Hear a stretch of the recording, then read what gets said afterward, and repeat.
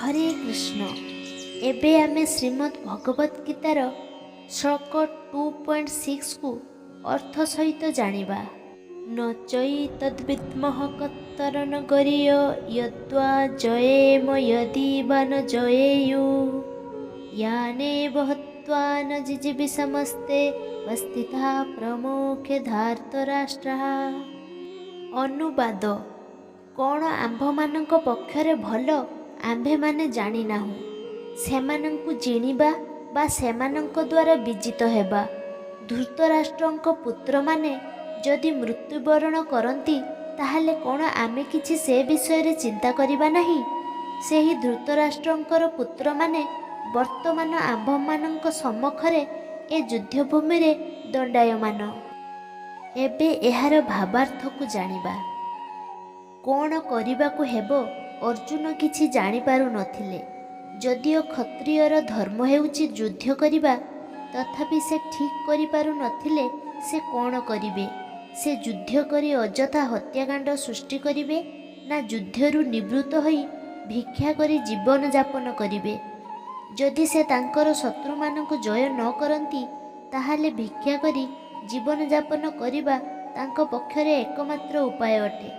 से जे युद्धरे जयलाभ करिबे ताहार कौनसी निश्चितता नथिला, कारण युद्धरे जे कौनसी गोटिए दल जयलाभ करिपारंती। जदिओ सेमानंकर विजय सुनिश्चित, कारण सेमानंकर दाबी युक्तियुक्त, तथापि जदि धृतराष्ट्रंकर पुत्रगण युद्धरे विनाश लाभ करंती ताहाले सेमानंकर विरहरे जीवन धारण करिबा बड़ दुर्विषह होई पड़िबो। ए परिस्थिति रे यह सेमानंक पक्षरे अन्य एक प्रकार पराजय अटे। अर्जुनंकर ए प्रकार विचारधारारू परिष्कार भावरे जना पड़ुथिला जे से जे भगवानंकर जणे केवल विशिष्ट भक्त थिले सेतिकी नुहे, से जणे विशिष्ट ज्ञानी थिले एवं मन और इंद्रिय मानक उपरे तांकर पूर्ण कर्तृत्व थिला।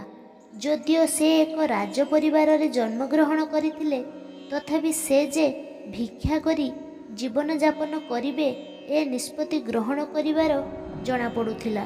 से जणे विशिष्ट त्यागी थिले, अर्थात यह हेउची तांकर त्याग बा अनासक्तिर लक्षण। वास्तव रे से अनेक सद्गुण रे भूषित होइथिले।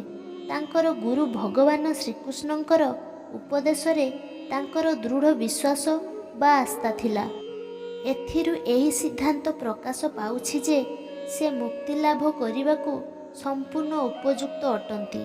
इंद्रिय गुड़िक संयत न हेले ज्ञान भूमिका को उन्नीत हेबार कौनसी संभावना नहीं। ज्ञान और भक्ति बिना मुक्ति प्राप्ति संभव नुहे।